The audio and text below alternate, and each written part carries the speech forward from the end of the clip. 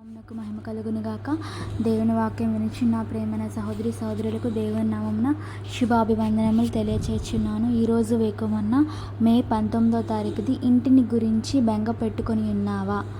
వారు ఏ దేశం నుండి వచ్చిరో ఆ దేశమును జ్ఞాపకం ఉంచుకున్న ఎడల మరలా వెళ్ళుటకు వారికి వీలు కలిగి ఉండును. అబ్రహాము తన దేశమును విడిచిపెట్టి బయలువెళ్ళినప్పుడు అతడు దాన్ని తన మనస్సునందు కూడా తొలగించుకునెను.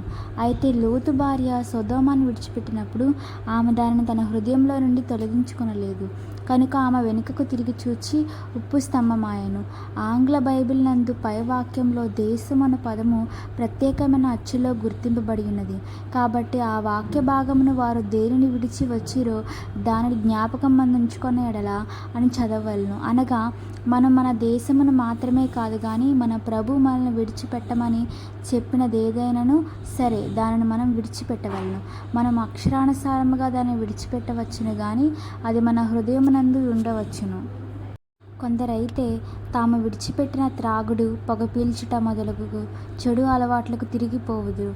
ఒకవేళ వారు తమ హృదయములో వాటిని ఇష్టపడుచుండవచ్చును కనుక వారి శోధన ఎదుర్కొన్నప్పుడు దానికి లొంగిపోవుదురు. కాబట్టి విశ్వాస వీరులు చేసిన విధముగానే ఏది ఏమైనప్పటికీ ప్రభు మనల్ని విడిచిపెట్టమని చెప్పిన దానిని మన మనసులో నుండి హృదయంలో నుండి కూడా తొలగించుకొనవలెను.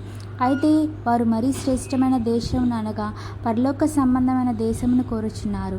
వారు మరి శ్రేష్టమైన దేశమును కోరిరి గనుక తమ సొంత దేశమునకు తిరిగి వెళ్ళుటకు వారికి ఇష్టం లేకపోయిను. లివింగ్ బైబిల్ నందు వారు పరలోకము కొరకు జీవించిరి అని ఉన్నది. మనం పరలోకము కొరకు జీవించిన ఎడల మన హృదయము పరలోకముగా ఉండును. పరలోకమునకు వెళ్ళు మార్గమంతయును మనకు పరలోకముగానే ఉండును. పరలోకము నీకు శ్రేష్టమైన దేశముగా ఉన్న ఎడల నీవు భూమి మీద ఉన్నప్పుడే దాని విషయమై బెంగ నీకుండవలను. దేవుని బిడ్డ, పరలోక గృహము కొరకు నీవు బెంగ పెట్టుకొని ఉన్నావా?